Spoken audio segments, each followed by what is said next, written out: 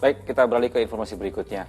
Hari Lingkungan Hidup Sedunia setiap tanggal 5 Juni diperingati dengan beragam cara. Ini di Bogor, Jawa Barat, kelompok pegiat lingkungan dan para pengelola tempat wisata melakukan gerakan bersih sampah dengan turun langsung memungut dan mengangkut sampah yang berserakan.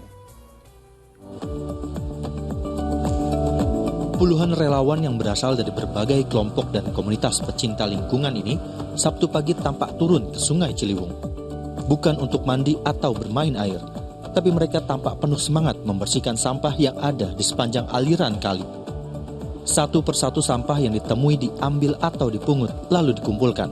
Nantinya, sampah akan dibuang di tempat pembuangan akhir TPA milik Pemkot Bogor. Para relawan ini mengaku prihatin dengan tata kelola sampah yang masih kacau balau, termasuk di sepanjang aliran Sungai Ciliwung. Ini adalah sampah-sampah yang terbawa oleh arus ketika air meluap. Jadi kalau di sini adalah di sekitar 700 meter dari bawah Bendung Katulampa, ya teman-teman bisa lihat sampahnya seperti ini. Jadi sebenarnya secara kasat mata kita bisa lihat bahwa tata kelola sampah kita dari hulu sampai hilir, artinya dari rumah tangga, dari wilayah Puncak sampai Jakarta, kita masih kacau balau. Gerakan bersih sampah, utamanya sampah plastik, juga dilakukan pihak pengelola sejumlah tempat wisata di Kota Bogor, termasuk di Kebun Raya Bogor. Hari ini 5 Juni, Hari Lingkungan Hidup Sedunia di Kebun Raya Bogor, dan juga di 4 kebun raya lainnya melakukan aksi ataupun kampanye untuk melakukan bersih-bersih. Nah, ini kita lakukan selama 1 minggu kemarin dan puncaknya hari ini. Terkait banyaknya sampah plastik, Pemkot Bogor akan melakukan pembatasan penggunaan kantong plastik di pasar tradisional setelah sebelumnya aturan tersebut diberlakukan di pasar modern. Iwan Kurniawan melaporkan dari Bogor, Jawa Barat. Masya Allah, sungguh sebuah kegiatan yang positif untuk menjaga kebersihan lingkungan, bukan hanya di rumah saja, bukan hanya di halaman depan rumah, tapi juga bahkan di lingkungan yang lebih luas lagi. Nah, Ustaz, ini masalah kebersihan ini kan masih kurang ditanggapi atau kurang terlalu dipedulikan oleh umumnya masyarakat Indonesia. Tapi untuk masyarakat perkotaan dan wilayah lebih luas lagi udah mulai banyak yang lebih peduli dengan kebersihan. Nah, Ustaz, bagaimana nih cara kita untuk terus menyebarkan sifat menjaga kebersihan selain dengan dari sisi agama juga tentang sisi kesehatan ini sendiri kepada rekan-rekan kita yang masih belum peduli tentang hal ini, Ustaz? Ya, ini sebetulnya perlu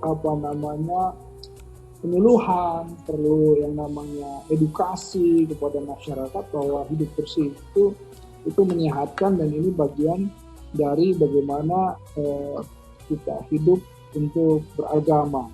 Jadi kalau misalnya kita lihat kan an-nazafatu minal iman, itu walaupun bukan hadis, tapi ini adalah tuntunan yang baik. Kebersihan adalah bagian dari iman. Sementara yang hadis itu at-tahuru satrul iman, ya. Jadi bersuci ada taharah itu setengah daripada iman. Nah, jadi artinya Islam sendiri, agama sendiri selalu mengajarkan kebersihan, dari mulai kebersihan diri sendiri, juga kebersihan lingkungan. Dan ini yang anehnya gitu ya. Jadi betapa spirit yang namanya agama itu spirit kebersihan, sebagaimana di mana kita sulit air gitu ya. Kalau agama Islam itu jatuh ketika perintah di Arab atau di ini itu Hijaz itu kurang ada air di padang pasir, tetapi perintah berwudu sehari itu 5 kali. Coba bayangkan, berarti kan bagaimana minimal berwudu 5 kali itu membuat badan kita bersih. Kemudian belum lagi sepekan sekali ya disebut mandi junub gitu ya.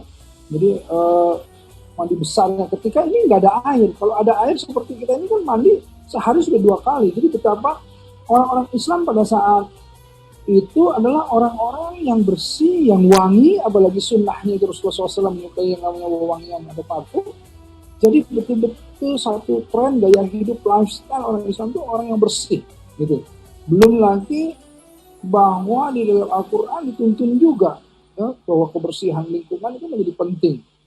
Ada ayat yang disebutkan zuharal fasadu fil bari wal bahri bima kasabat aydin nas. Telah tampak kerusakan di darat dan di laut disebabkan perbuatan manusia.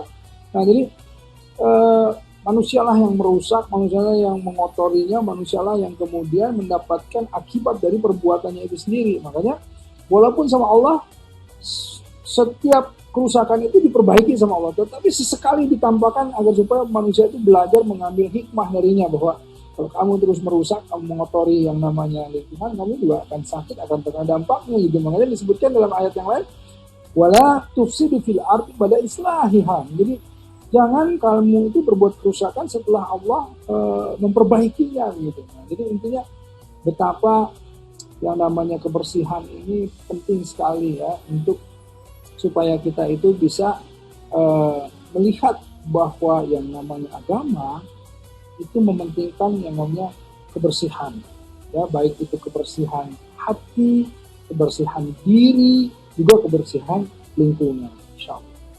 Baik Ustadz, Alhamdulillah. Terima kasih banyak Ustadz Erik Yusuf atas waktu dan juga tausiah yang diberikan kepada kita semua seluruh pemirsa Ajwa TV. Sehat selalu Ustadz ya. Amin, insyaallah ya. Baik Ustadz, makasih banyak. Assalamualaikum warahmatullahi wabarakatuh. Waalaikumsalam.